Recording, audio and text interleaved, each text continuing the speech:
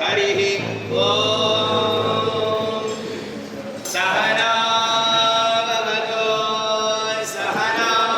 भुनक्तु सह वीर्यङ्करवावहै तेजस्विनावधीतमस्तु मा विद्विषावहै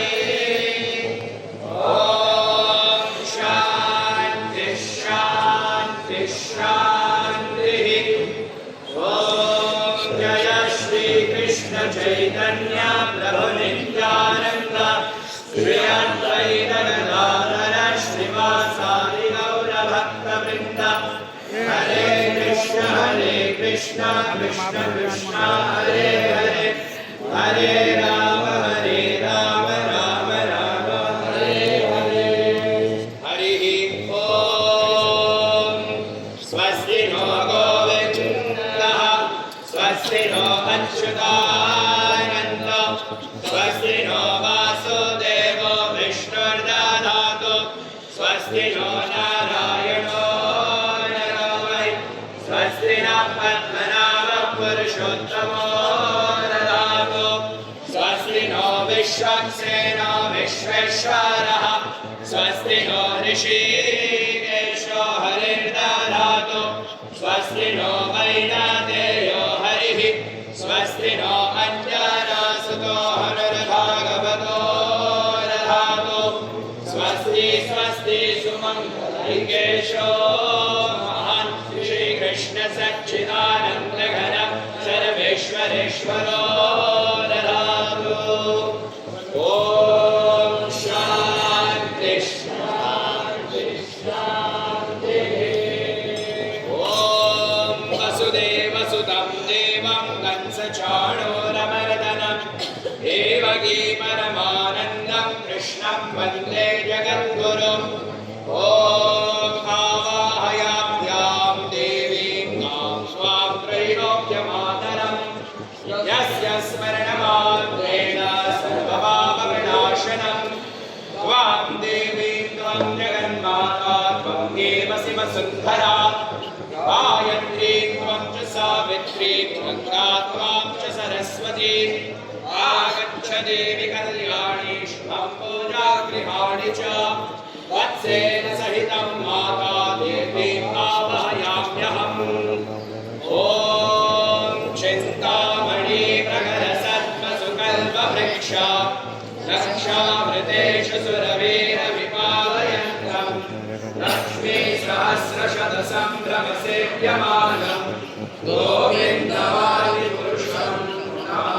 नमामि ॐ सुरभ्यै नमः ॐ कामधेनवे नमः ॐ महालक्ष्म्यै नमः ॐ नारायणं नमस्कृत्य देवीं त्रिभुवनेश्वरीं सावित्रीं प्रवक्ष्यामि व्यासेनोक्तां सनातनीं यस्य स्मरणमात्रेण सर्वपापै प्रमुच्यते प्रभां निश्वसितं वेदाः सषडङ्गपदक्रमाः शिक्षा व्याकरणं छन्दो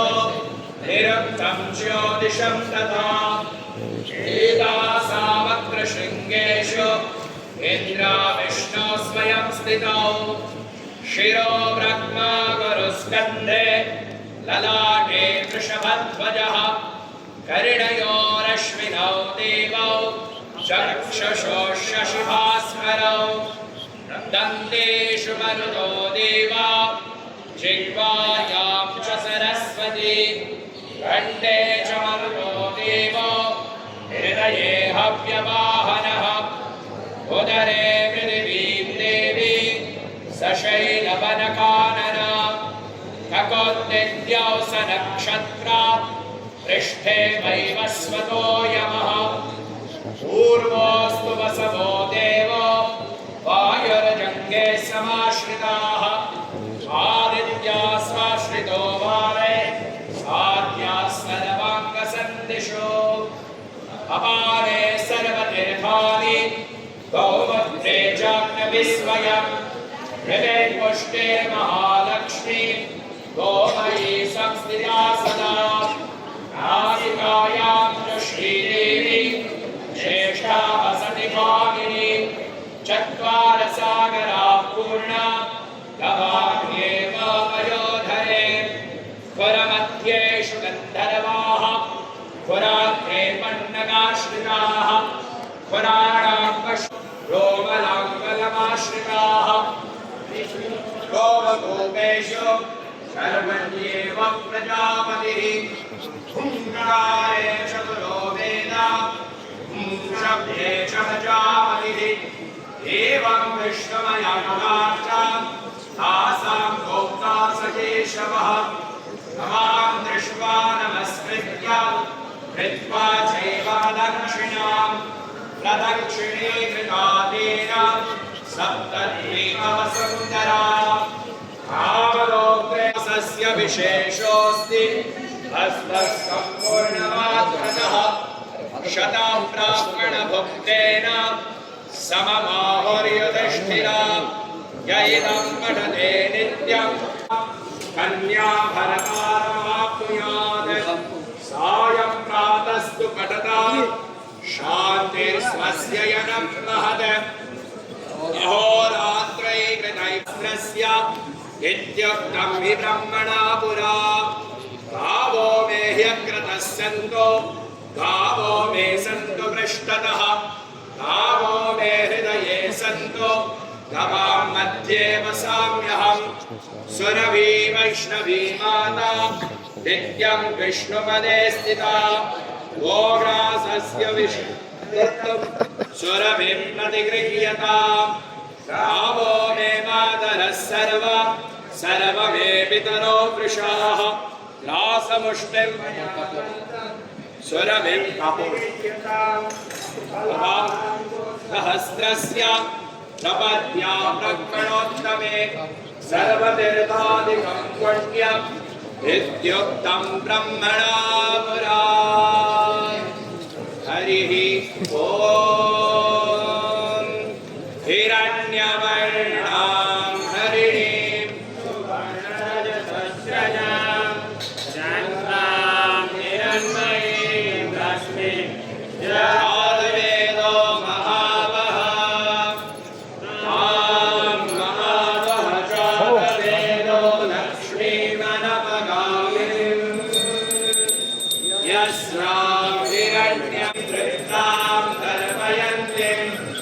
अर्थे निदां गन्धवर्णां त्वां विलोकमये श्रियं चन्द्रां प्रभासैषसा चलन्तीं देवजुष्टामुदारां तां पद्मिनीं शरणमहं प्रपद्ये लक्ष्मीरेण नश्यतां त्वां प्रिये उदितवर्णे तमसो दिचातो वनस्पतिस्तव वृक्षोत